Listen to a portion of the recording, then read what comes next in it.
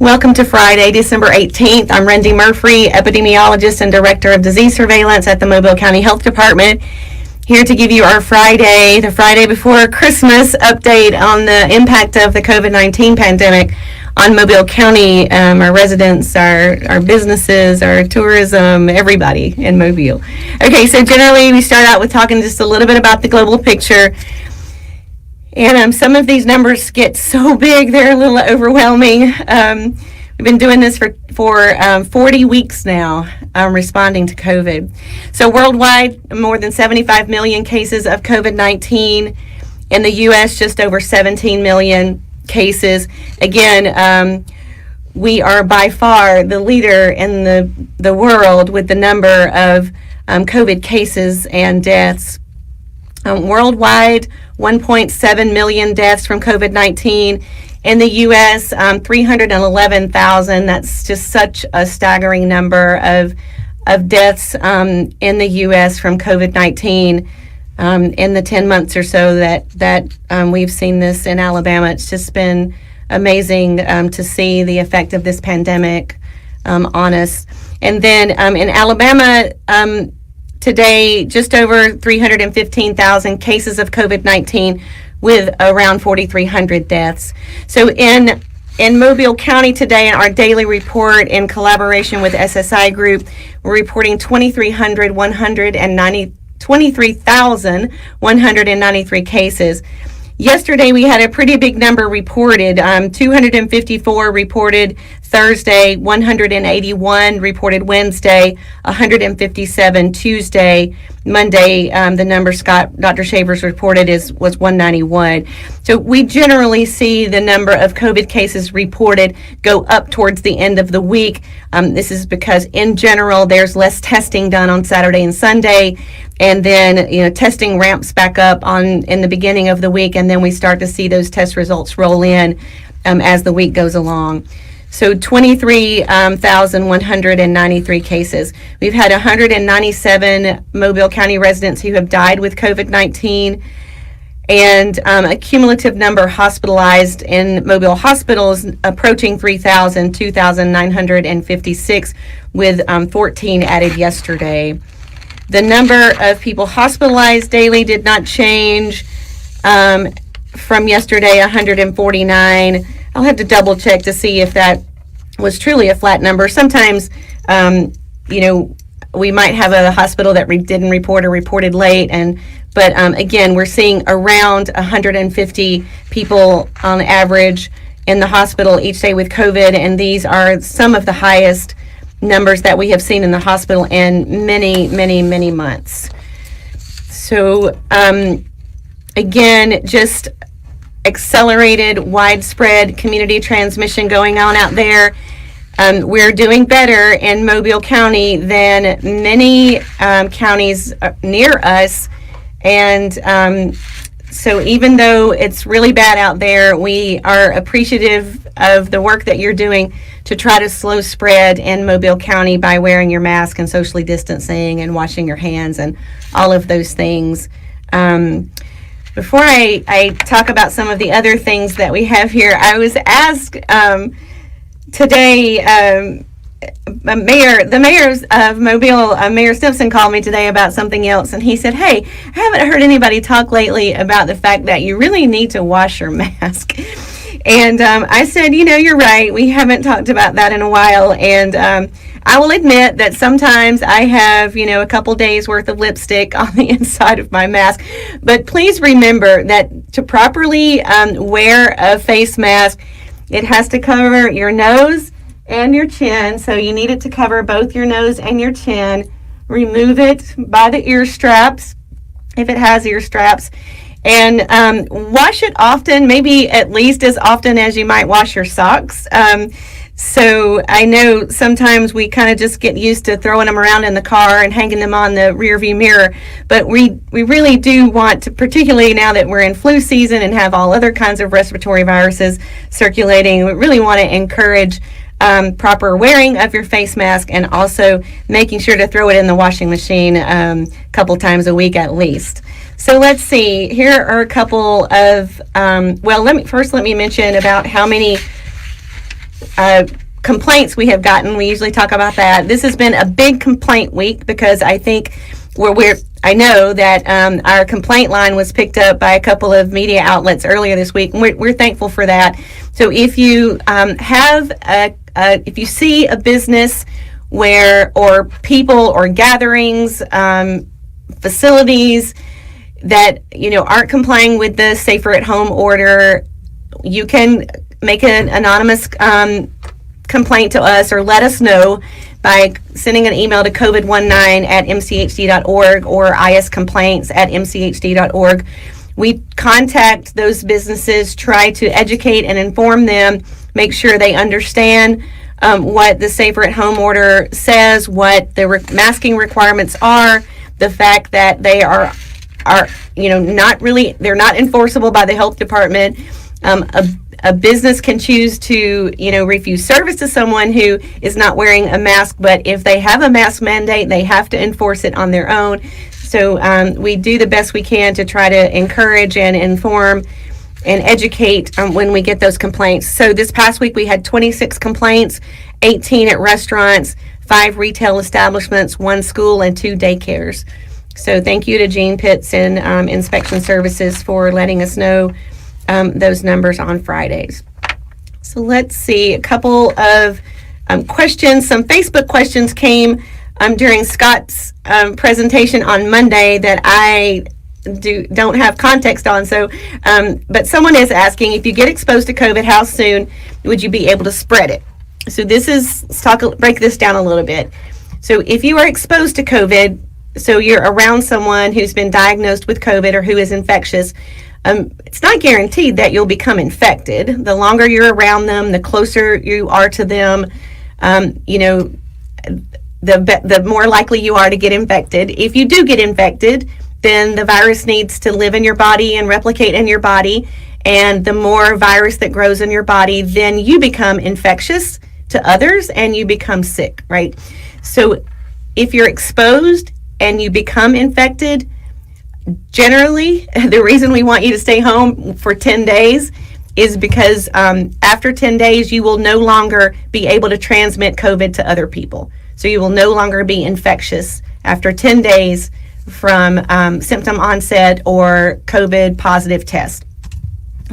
In general, most people will start being less infectious, at day 7, 8, 9, 10, but it's 10 days. So I hope that answers the question. I worry sometimes that maybe people were asking after being exposed, how soon would they get sick if they had been infected? That's a different question. So if you're exposed to someone who has COVID, then we prefer that you stay home for 14 days because that's the length of time that it might take for you to show symptoms. But based on new guidance from Alabama Department of Public Health and CDC, you now have an option for discontinuing quarantine after 10 days if you are asymptomatic on all of those days. Okay, someone asking about the ratio of nurses to ICU beds for COVID versus non-COVID patients, that they would suspect COVID patients require additional care plus caregiver protection exacerbating personnel concerns. So it is true that it's more difficult to take care of a COVID patient because of the isolation precautions that are required. So there are restrictions on entering the room. There are restrictions on what the healthcare providers must wear when they enter the room. So they have to wear masks, gowns, gloves, and face shields. And that does consume more time, more resource, and that's why it's a more costly endeavor for sure. But there's the ratio of nurses to beds for COVID and non-COVID. There's not really a specific guideline around that. Okay. So someone asking, is MCHD aware of any vaccine that was destined for Mobile that might have been spoiled? I have not heard anything about this. There have been some rumors out there that the health department and the state has tried to quickly squash around, misinformation about adverse events, that sort of thing. I'm not aware. As far as I know, all of the Pfizer vaccine that came to Alabama was in good condition and is being used appropriately, and there have been, no severe adverse events associated with those injections. Let's see, ADPH is confirming a decreased number of second shipment. Yeah, we'll talk about that in a second. Were all the first shipments used? Okay, so let me just back up a little bit instead of answering here. Here's what I know about what's going on with vaccine in Mobile County. 4 hospitals got vaccine, anywhere from just under 2,000 to just under 1,000 doses. Many hundreds of doses have been given each day to healthcare providers, to private physicians, to licensed physicians, to emergency medical services personnel, that sort of thing. There was a reduction in the Pfizer allotment that was expected for Alabama on the second round, which would be shipped next week. I don't know all of the details behind why that allotment was reduced, but it was a rather dramatic reduction.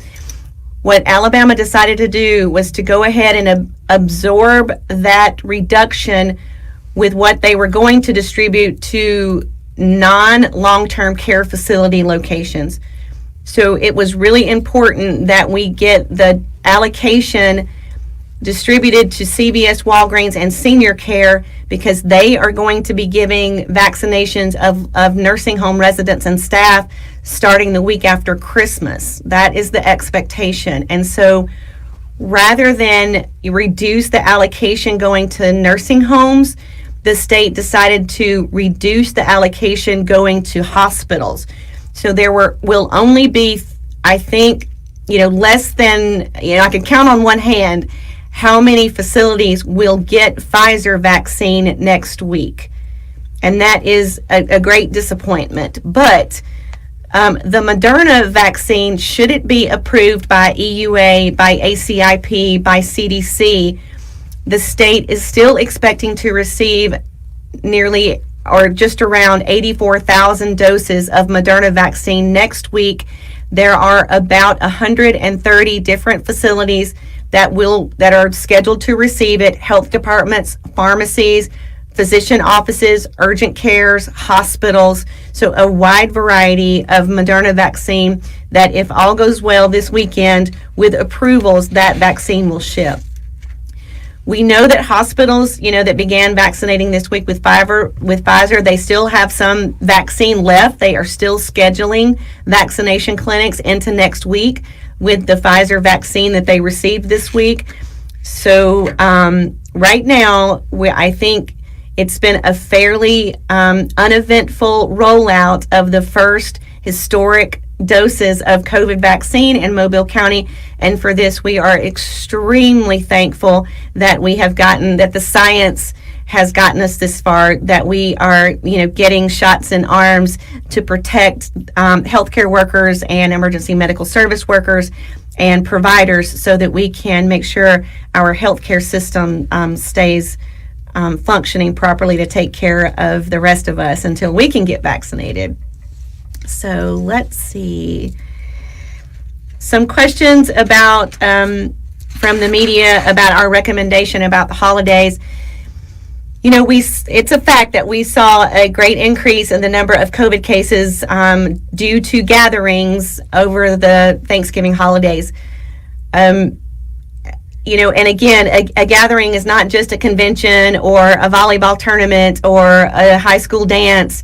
They are also things like Thanksgiving dinners or holiday dinners or big gift exchanges, where households within your family all get together at, grandmother's house or at aunt's house to have these big get-togethers. These are gatherings, and so that is where we're seeing a lot of transmission, very rapid transmission occurring in families.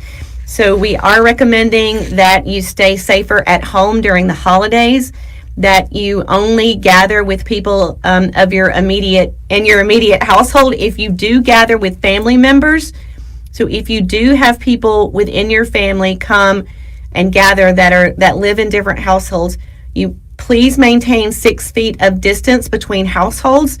Please wear masks. Please have single-serve foods. Do all of those things to try to reduce transmission in your family gathering. You know, we've talked a lot about shorter gatherings are better, outdoor gatherings are better, smaller gatherings are better. So please, yes, we are concerned about the spike of COVID cases that could occur due to gatherings over the Christmas and New Year holiday. It's real. Do what you can to keep it from happening. We don't want your family to become a super spreader event. Let's see. How soon would you get infected if you are exposed? So if you are exposed to someone who's within 6 feet and neither of you are wearing a mask, you could become infected immediately, right? We use this 15-minute period as sort of a benchmark, right? So generally we say if you're close to them without a mask for more than 15 minutes, you can presume that you were potentially infected. But even if you're close proximity with someone shorter periods of time and they are singing or coughing or expelling respiratory droplets, it could happen in a much shorter time frame. Let's see. Someone's telling me flu cases this year. So about flu, you know, flu is down this year. You know, the same things that reduce COVID transmission also reduce flu transmission. So we are seeing extremely low percentage of doctor visits for influenza-like illness, for flu, than we have seen in previous years. I mean, we're less than 2% of doctor's office visits are for influenza-like illness this year, much, much lower. And I'm told by infectious disease experts at University Children and Women's that all respiratory viruses that generally circulate during flu season or during seasonal influenza season, all of them they're seeing much lower rates of those viruses, particularly, you know, in those children populations where they wreak havoc during flu season. So yeah, everything we're doing to reduce reduce COVID is reducing flu. Okay, so someone's asking a question if there's a deadline to receive the second dose once vaccinated with the first. Yes, absolutely. With Pfizer, you're to be vaccinated 21 days later, and with Moderna, it's 28 days later. Plus or minus a day or two might be okay, but you're only protected after the second dose, right? You get a little bit of protection after the first dose. You get the most protection about a week after the second dose. However, having vaccine in your arm, in your body, trying to develop immunity does not mean that you can stop wearing your mask and stop physical distancing. You're going to continue doing that way until 2021, until we can assure that as a community we are protected from the immunity that herd immunity and vaccination brings us. Anything else? Okay. So just want to so there has been an Alabama Department of Public Health released a news release today talking about updates on the vaccine status, and they emphasized that providers that are giving COVID vaccine, you have 24 hours to report that vaccine was given. It's reported into the imprint.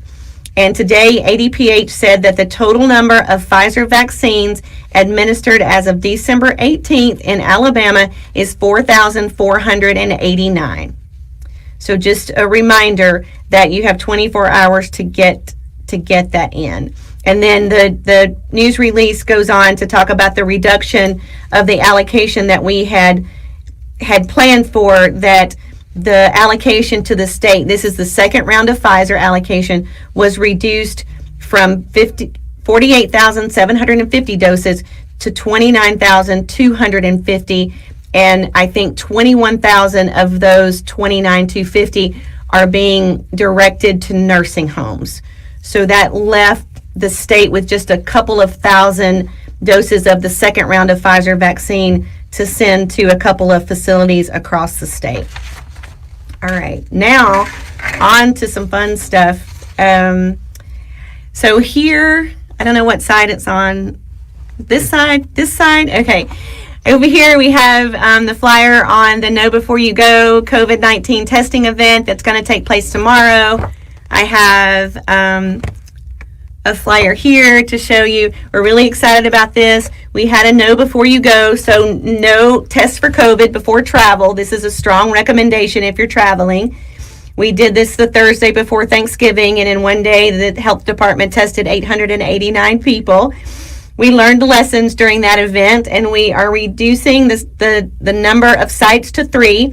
So our Sims Health Clinic on Wolf Road, our 8 Mile Health Clinic on St. Stephen's, and our North Bayou location. Tomorrow between 10 and 2, we'll be giving rapid COVID test, no cost to you, between 10 a.m. and 2 p.m. We have many more staff working in these events than we did before Thanksgiving. We are thrilled that it was such a success. We hope tomorrow will be just as helpful.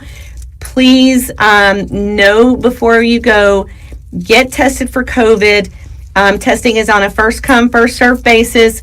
Bring a couple of pens if there are more than one person in your car. Bring a hard writing surface. Maybe bring an audio book, maybe some puzzles for the kids. Because last time people lined up hours before we opened, and so there were some long waits for a 15-minute rapid test. So just be prepared for that. But we're thrilled to be able to offer this to our community. Okay.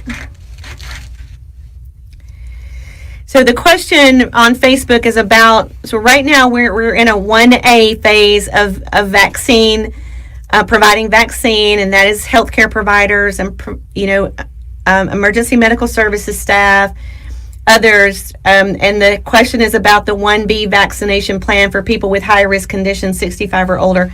So right now, we only know that we are in a 1A high priority status right now. This 1A high priority status is based on the low number of vaccines that are available to us right now. And you've heard today from ADPH that we have even fewer vaccines than we were expected, which is a disappointment, but there are going to be ups and downs as things roll out. We have no idea beyond what I just told you about today, the 2 Pfizer allocations and the 1 Moderna allocation. We have no visibility on any additional allocations of vaccine. We don't expect to have any visibility on that until into the holidays, maybe even after the holidays. So right now, no one is making any guesses about when we are going to move to full 1A vaccination and into 1B vaccination. But we will continue to let you know when we learn. I think right now, I'm just beyond thrilled. I feel like it's the biggest Christmas gift, like Santa Claus jumped on his sleigh and dropped Moderna and Pfizer vaccine in all of our stockings the week before and the week of Christmas. It's just an unbelievable feat that we've gotten here this fast. So please be patient. Continue, staying abreast of news releases, tuning in to hear as soon as we know about additional allocations and what priority groups those will be for, we will tell you. But for now and for the next 2 to 3 weeks, it is hospital workers, EMS workers, provider offices, and nursing homes. So that is where we are right now with regard to the vaccination allocations and the vaccine plans. All right, so one last plug for Know Before You Go, and we'll see you tomorrow if you want to come out and get tested for free. And we'll be here Monday, Tuesday, and Wednesday of next week. And so I'll talk to you on Monday at 2:30 for our top of the week update on the COVID-19 pandemic. Have a great and safe weekend.